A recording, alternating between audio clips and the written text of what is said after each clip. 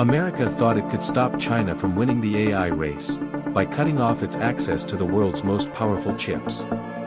But something unexpected happened. The ban didn't just slow China down. It pushed China to build its own AI chip industry, with companies like Huawei racing to challenge NVIDIA. And the more America tightened the restrictions, the harder China pushed back.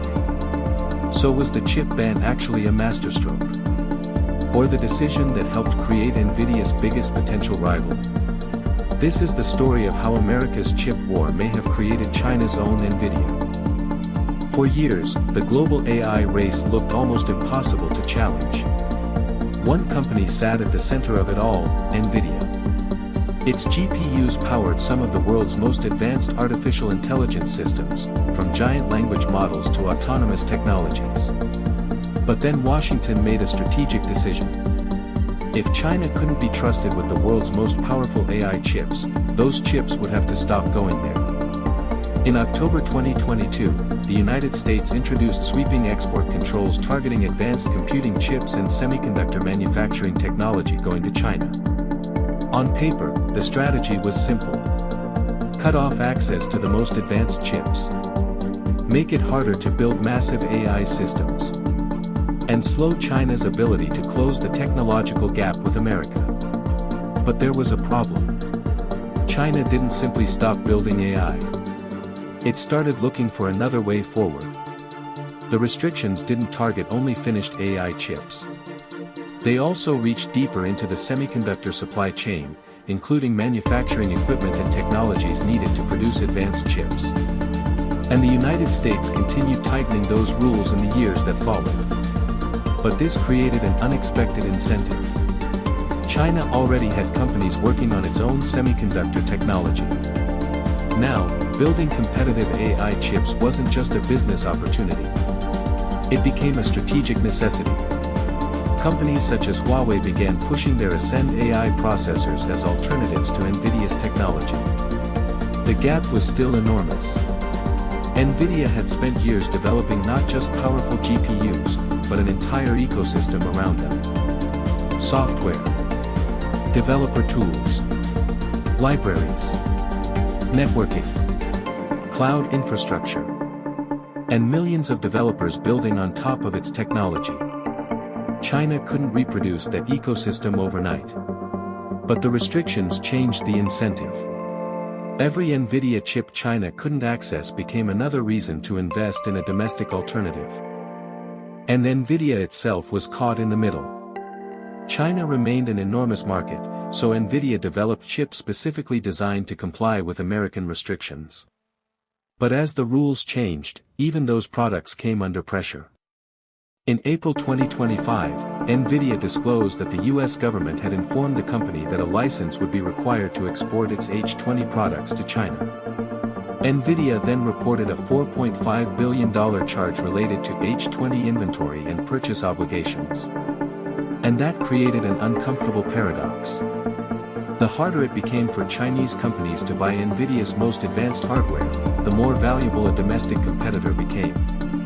Huawei's Ascend chips were suddenly more than another semiconductor product. They became part of a much larger race for technological independence.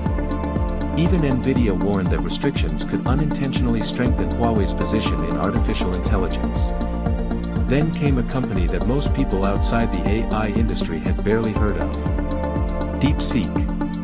In 2025, DeepSeek shocked Silicon Valley by demonstrating that Chinese researchers could build highly capable AI systems under severe computing constraints.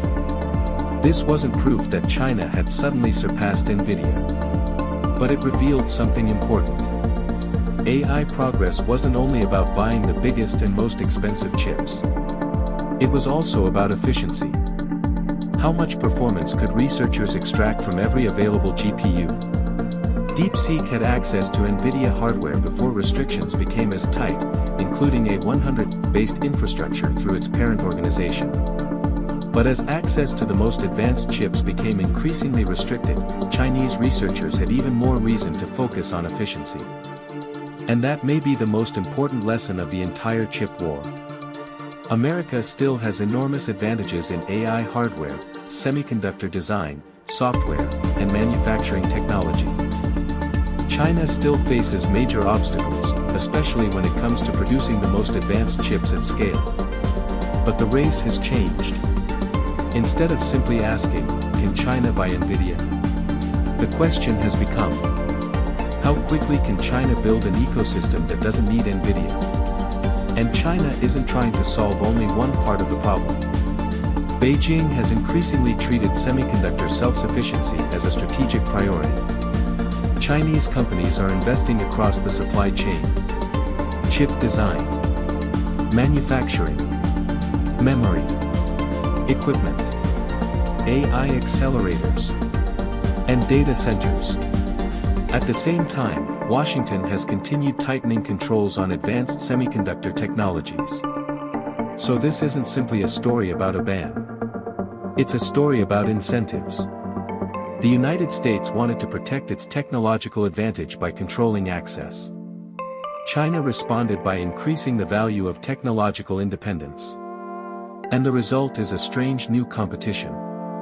America is trying to protect the lead it already has. China is trying to build an alternative system from the ground up. The biggest question now isn't whether China can simply replace NVIDIA tomorrow. It can't. The real question is whether years of restrictions will eventually create something Washington never wanted. A completely separate Chinese technology stack.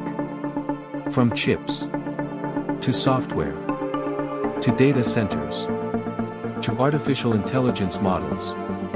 And if that happens, the world may not have one AI ecosystem anymore. It could have two.